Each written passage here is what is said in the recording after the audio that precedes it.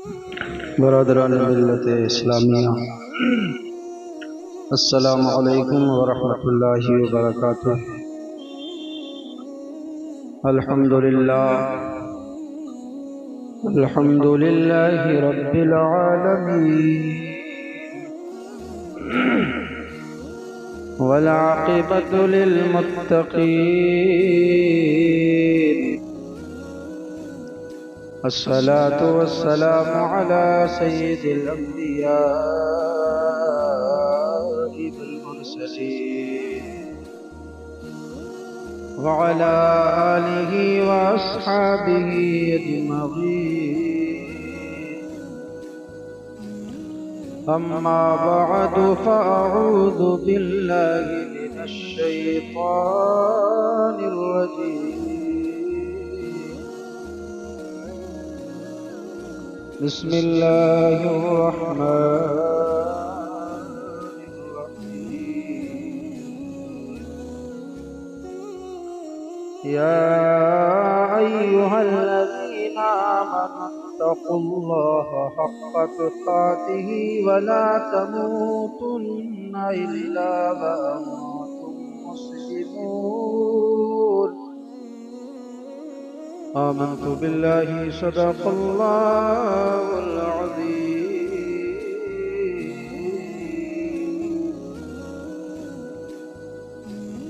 غوث اعظم بمنے بے سر ساما مدد، قبلہ دی مدد، کعبہ ایمان مدد، بگردہ بے بلا افتاد کشتی، مدد کن یا معین الدین چشتی،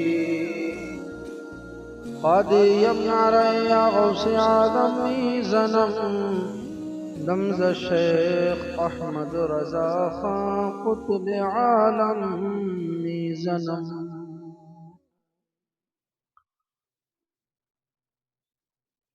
حضرات،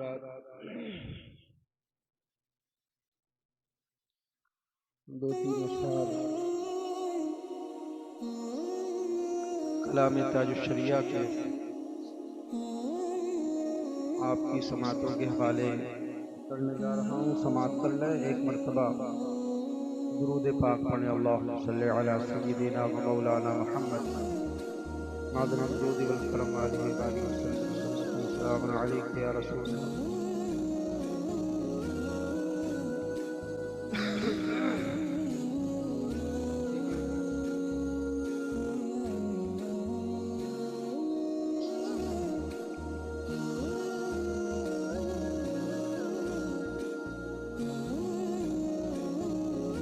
اور درود پاک پڑھیں، اللہم صلی علی سیدنا و مولانا محمد معظم الجود والکرم علیہ وآلہ وسلم، صلاۃ و سلام علیک یا رسول اللہ، یا نبی اللہ، یا حبیب اللہ صلی اللہ تعالی علیہ وسلم۔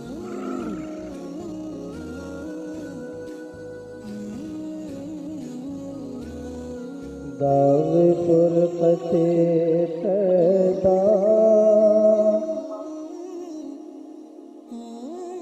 داغ فرقت طیبہ،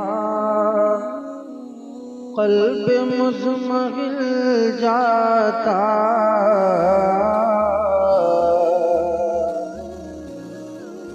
داغ فرقت طیبہ، قلب مزمحل جاتا، داغ فرقت طیبہ، قلب مزمحل جاتا، داغ فرقت طیبہ،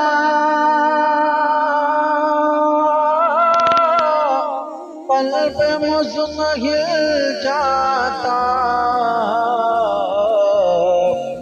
کاش گنبد خضرا،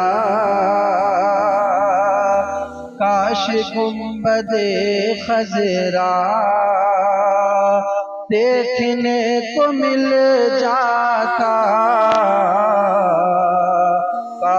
گنبد خضرا دیکھنے کو مل جاتا، کاش گنبد خضرا دیکھنے کو مل جاتا، اور میرا دم نکل جاتا ان کے آستانے پر، میرا دم نکل جاتا ان کے آستانے پر، میرا دم نکل جاتا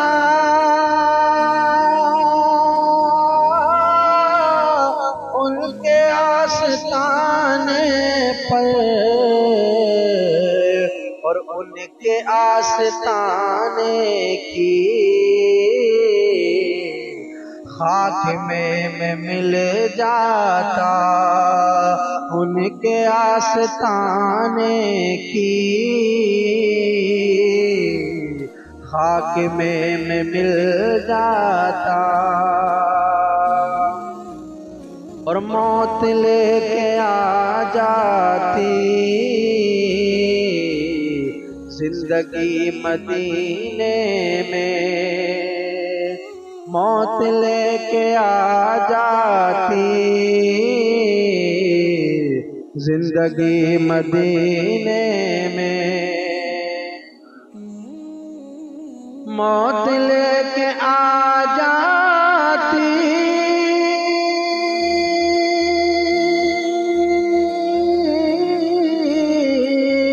زندگی مدینے میں، زندگی مدینے میں، ان کے آستانے کی موت سے گلے مل کر زندگی سے مل جاتا، موت سے گلے مل کر زندگی سے مل جاتا، موت لے کے آ جاتی زندگی مدینے میں، موت سے گلے مل کر زندگی سے مل جاتا، موت سے گلے مل کر زندگی سے مل جاتا، کاش گنبد خضرا دیکھنے کو مل جاتا، اور ان کے در پہ اختر کی حاجتیں ہوئی پوری، ان کے در پہ اختر کی حاجتیں ہوئی پوری، ان کے در پہ اختر کی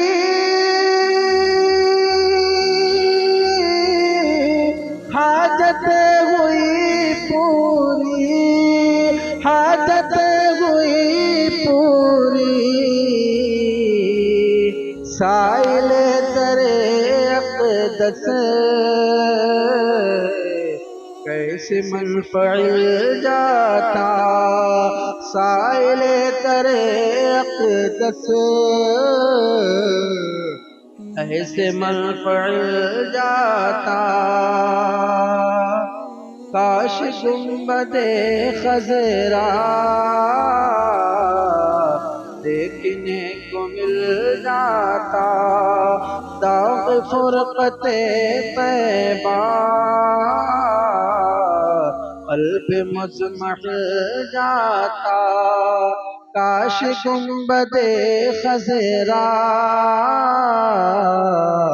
دیکھنے کو مل جاتا.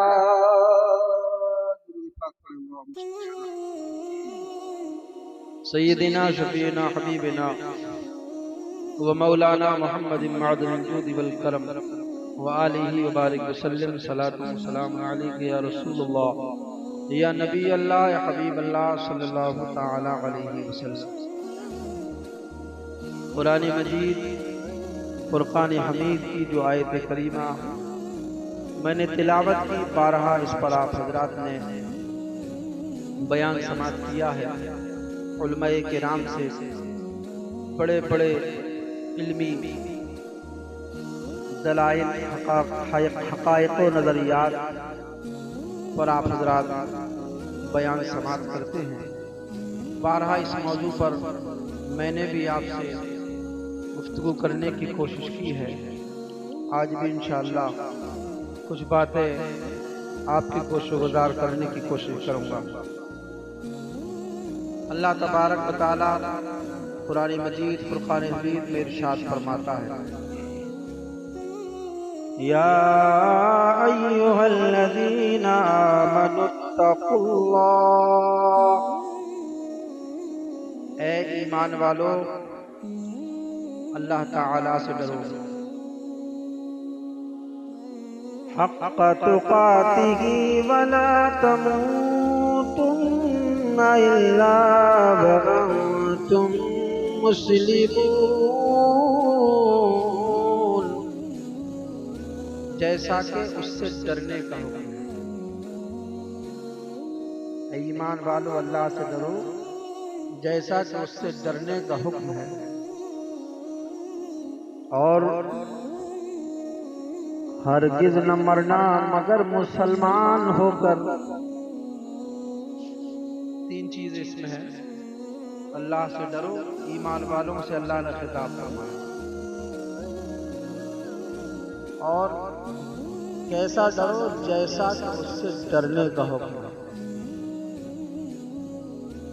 اور اس وقت تک مرنا نہیں جب تک مسلمان نہ ہو جاؤ. مرنا تو مسلمان من کے مرنا. خوف الہی، ایمان والوں کو اللہ نے حکم دیا کہ ڈرو. اے ایمان والو، ڈر کر کے رہو. کہاں ڈرو؟ جنگلوں میں رہو تب بھی ڈرو، آبادیوں میں رہو تب بھی ڈرو، اپنے گھروں میں رہو تب بھی ڈرو، مسجدوں میں رہو تب بھی اللہ سے ڈرو، مدرسوں میں رہو تب بھی اللہ سے ڈرو، اپنوں کے درمیان رہو تب بھی اللہ سے ڈرو، غیروں کے درمیان رہو تب بھی اللہ سے ڈرو. رات میں ڈرو، دن میں ڈرو، ضعیف ہو تب ڈرو، جوان ہو تب ڈرو، بچے ہو تب ڈرو، مرد ہو تب ڈرو، عورت ہو تب ڈرو. یعنی جو بھی مومن ہے اللہ نے حکم دیا اللہ سے ڈرو.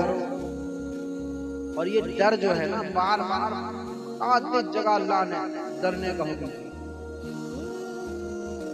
اس لیے دیا کہ کامیابی اگر چاہیے تو کامیابی اللہ کے ڈر اور خوف میں ہے.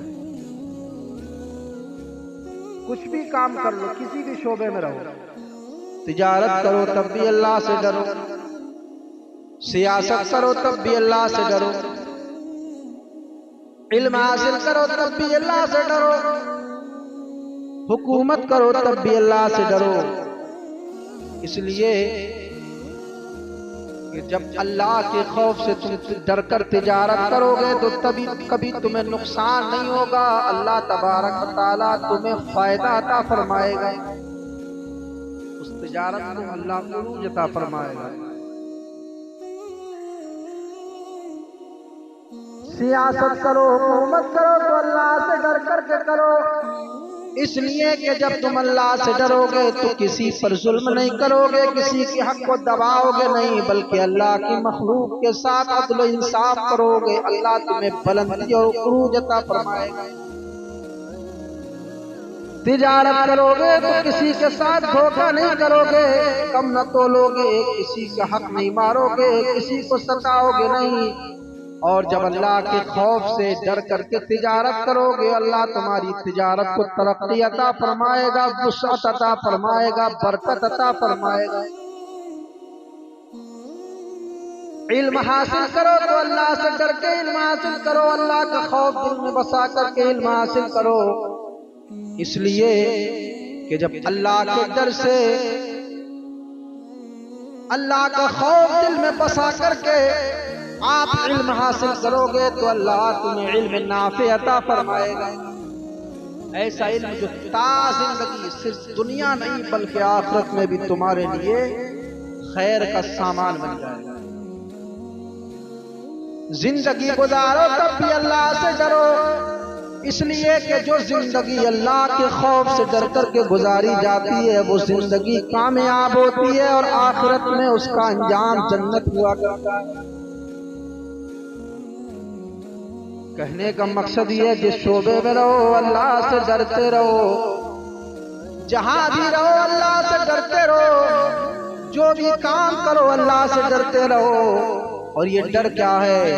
اگر کامیابی چاہیے تو اللہ سے ڈرتے رہو، فلاح و بہبودی چاہیے تو اللہ سے ڈرتے رہو، علم چاہیے تو اللہ سے ڈرتے رہو، اولاد چاہیے تو اللہ سے ڈرتے رہو، حسن چاہیے تو اللہ سے ڈرتے رہو، پاکیزگی چاہیے تو اللہ سے ڈرتے رہو، امن و شانتی چاہیے اللہ سے ڈرتے رہو۔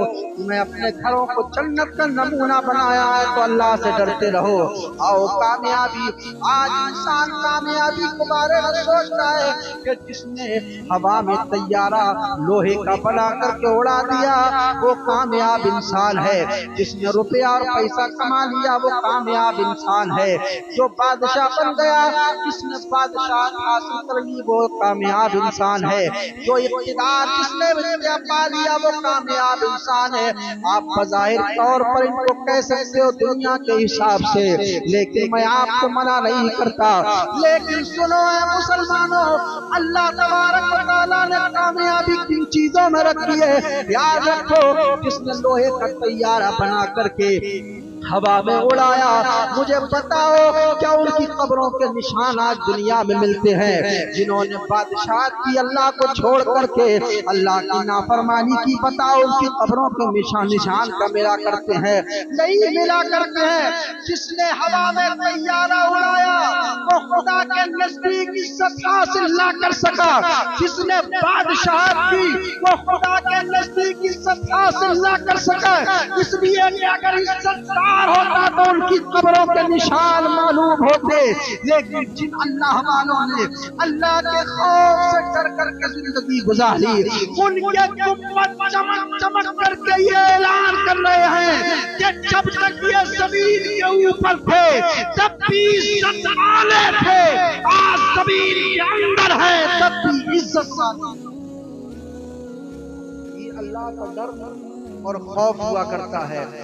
آؤ، انسان کامیابی سوچتا ہے، انسان سوچتا ہے میں بڑا ہوں، دولت کی بنیاد پر، علم کی بنیاد پر، حسن کی بنیاد پر، سیاست کی بنیاد پر، اقتدار کی بنیاد پر نہیں۔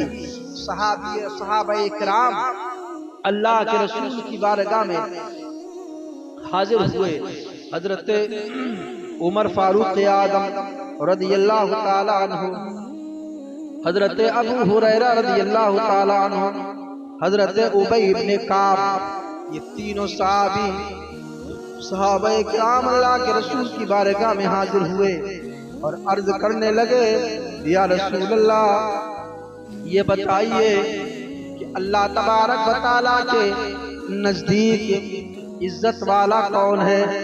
اللہ کے حبیب نے ارشاد فرمایا اللہ کے نزدیک عزت والا وہ ہے جو عقل مند ہے۔ صحابہ کرام نے دوسرا سوال کیا یا رسول اللہ یہ بتائیے اللہ کے نزدیک علم والا کون ہے؟ اللہ کے حبیب نے ارشاد فرمایا اللہ کے نزدیک علم والا وہ ہے جو عقل مند ہے۔ تیسرا سوال صحابہ کرام نے کیا یا رسول اللہ کے نزدیک عزت دار، اللہ کے نزدیک عبادت گزار کون ہے؟ اللہ تبارک و تعالیٰ کے حبیب نے ارشاد فرمایا اللہ کے نزدیک عبادت گزار وہ ہے جو عقل مند ہے۔ تین سوال کیے گئے، اللہ کے حبیب تینوں کے جواب عطا فرما رہے ہیں۔ علم والا عقل مند ہے، عبادت گزار عقل مند ہے، اللہ کے نزدیک عزت والا عقل مند ہے۔ صحابہ کرام نے عرض کیا یا رسول اللہ، جب عزت والا اللہ کے نزدیک عقل مند ہے، جب علم والا اللہ کے نزدیک عقل مند ہے، جب عبادت گزار اللہ کے نزدیک عقل مند ہے، تو یا رسول اللہ عقل مند کون ہے؟ ذرا عقل مند کی تعریف فرما دیجئے، ذرا عقل مند کی علامت بتا دیجئے کہ عقل مند ہے کون؟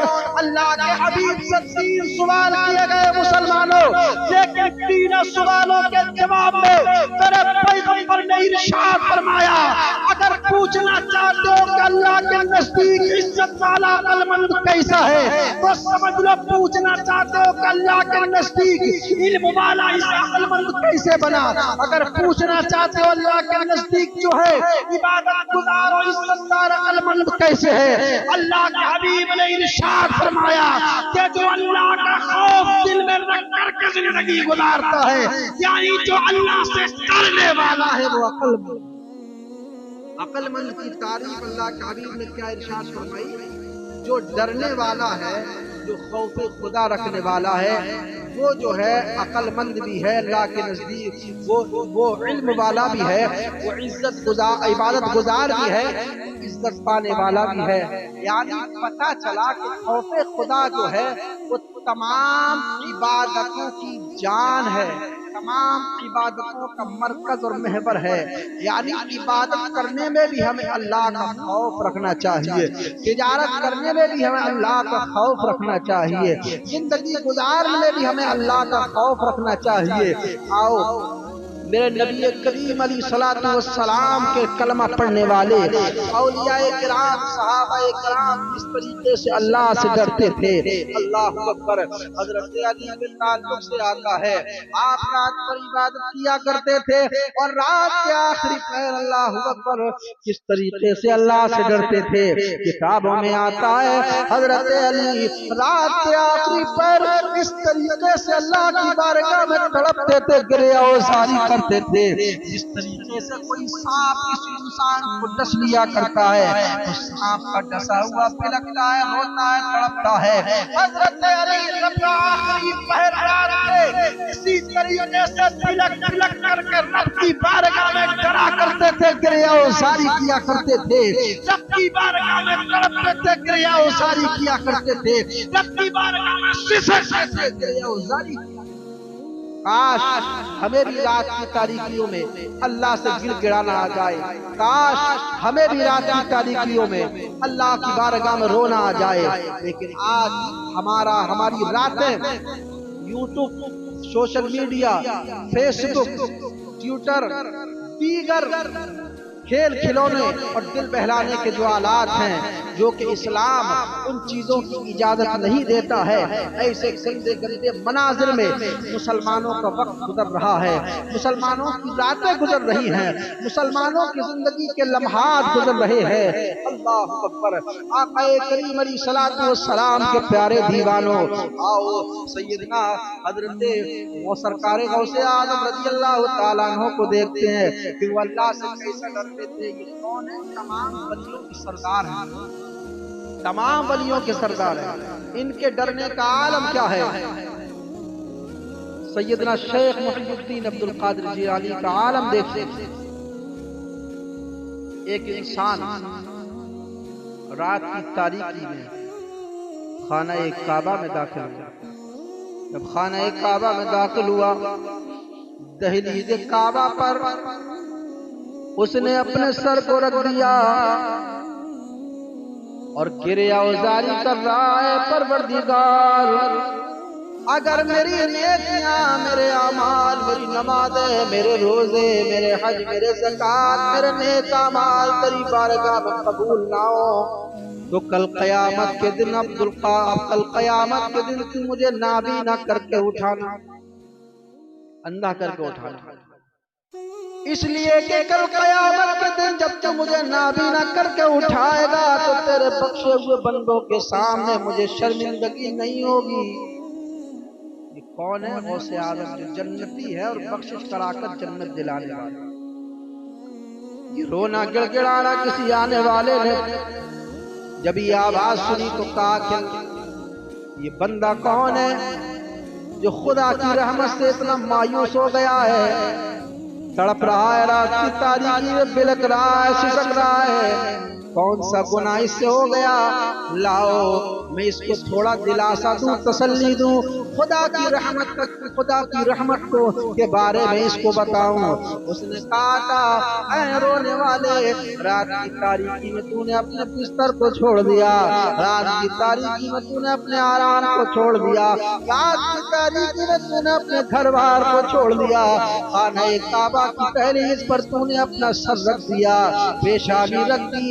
اے رونے والے، کیا تجھ سے کتنا بڑا گناہ ہو گیا؟ اللہ تبارک و تعالی غفور الرحیم ہے، اللہ ستار ہے، غفار ہے، رحمان رحیم ہے، اور اللہ نے فرمایا لا تقنطوا من رحمت اللہ، اللہ کی ذات سے مایوس نہ ہو۔ اے رونے والے کیا وجہ ہے؟ اور رونے والے تجھ سے کون سا گناہ ہوا ہے اور تو کیوں رو رہا ہے؟ تو اس رونے والے نے جواب دیا تھا انا عبد القادر جیلانی، میں عبد القادر جیلانی ہوں، اور رو اس لیے رہا ہوں کہ اللہ کا خوف مجھے یاد آ گیا ہے، اللہ کے خوف سے میں رو رہا ہوں، لرز رہا ہوں۔ وہ جنتی وہ راتوں میں عبادت، راتوں کو جاگ کر کے پوری رات عبادت کرنے والے، وہ غوث اعظم کی شان کے وضو سے 40 سال تک فجر کی نماز ادا کرنے والے، ان کے ڈرنے کا عالم یہ ہے کہ جس طریقے سے تڑپ رہے ہیں، بلک رہے ہیں، رب کی بارگاہ میں معافی مانگ رہے ہیں، عرض کر رہے ہیں مولا کل قیامت کے دن مجھے نابینا کر کے اٹھانا اگر میری نیکیاں تیری بارگاہ میں قبول نہ ہو۔ ہم غوث اعظم کے نام لیوا ہیں، ہم نے غوث اعظم کی کرامتوں کا چرچا تو کیا، لیکن غوث اعظم کی سیرت ہم نے نہ لی۔ کاش ہمیں بھی رات کی تاریکی میں رونا آ جائے، کاش ہمیں بھی اپنے رب سے ڈرنا آ جائے، کاش غوث اعظم کی زندگی کے تھوڑے چھینٹے ہماری زندگی میں بھی شامل ہو جائے۔ ڈرا کرو، ڈرا کرو، یہ اولیاء کرام کی تعلیم ہمیں یہ بتاتی ہے، یہ صحابہ کرام کی تعلیم ہمیں یہ بتاتی ہے کہ عبادتوں کو اگر مقبول کرانا ہے، اگر نیکیوں کو اگر قبول کرانا ہے تو اپنی نیکیوں میں خوف خدا شامل کرو، اپنی عبادات میں خوف خدا شامل کرو، اپنی زندگی میں خوف خدا شامل کرو، دنیا میں بھی کامیابی ملے گی اور آخرت میں بھی کامیابی۔ اور ہمارے حضور کے ڈرنے کا عالم کیا ہے؟ اسی کو سن لو اور بات ختم۔ اما عائشہ رضی اللہ تعالیٰ عنہ وہ ارشاد فرماتی ہے کہ حضور جب نماز پڑھایا کرتے تھے تو حضور کے سینے سے ایسی آواز نکلتی تھی کہ نمازیوں کے درمیان وہ آواز سنائی دیتی تھی۔ کسی محدث نے ساری صفوں کا ذکر کیا ہے، لیکن احتیاط کے ساتھ چوتھی صف میں بھی حضور کے دل سے، حضور کے سینے سے جو آواز نکلتی تھی اس آواز کو سنا جاتا تھا۔ اس طریقے سے چولہے پر ہانڈی رکھتی جاتی ہے، اس میں سالن پکتا ہے، اور اس میں جب وہ ہانڈی جوش مارتی ہے، جب اس میں کھول پڑتا ہے، جب وہ ہانڈی جوش مارتی ہے، کٹ کٹ کی جو آواز اس میں ہوتی ہے، اسی طریقے سے حضور کے سینے سے آواز نکلا کرتی تھی۔ اما عائشہ نے عرض کیا یا رسول اللہ، نماز جب آپ پڑھاتے ہیں تو آپ کے سینے سے ایسی آواز آتی ہے، یہ آواز کیسی آواز ہوتی ہے؟ اللہ کے حبیب نے ارشاد فرمایا میں اپنے اس قادر قیوم رب کی بارگاہ میں کھڑا ہوتا ہوں، اور خدا کی بارگاہ میں کھڑا ہونے کے بعد خدا کے خوف سے میرے دل کی دھڑکنیں تیز ہو جاتی ہیں، اس خوف خدا سے ڈرنے کی وجہ سے جو آواز پیدا ہوتی ہے وہی آواز صفوں کے درمیان صحابہ کرام کو سنائی دیتی ہے۔ اللہ اکبر! جو نماز تمام عبادتوں میں افضل نماز عبادت ہے، تمام عبادتوں میں افضل عبادت ہے نماز، اور نماز کے اندر ڈر کون رہا ہے؟ امام الانبیاء جو خدا کے بعد سب سے بڑا مرتبہ رکھتے ہیں، جن کے سجدے میں کائنات کو بنایا گیا ہے، وہ نبی اللہ تبارک و تعالیٰ سے اس طریقے سے ڈرتے ہیں کہ ان کے دل کی دھڑکنیں تیز ہوتی ہیں اور اس کی آواز صحابہ کرام صفوں کے درمیان سماعت کرتے ہیں۔ اللہ اکبر۔ وہ امام الانبیاء ہونے کے بعد نماز کے اندر اس طریقے سے ڈر رہے ہیں، لیکن ہم مسلمان محمد مصطفیٰ کے غلام ہونے کا دعویٰ کرتے ہیں کہ ہم غلام ہیں۔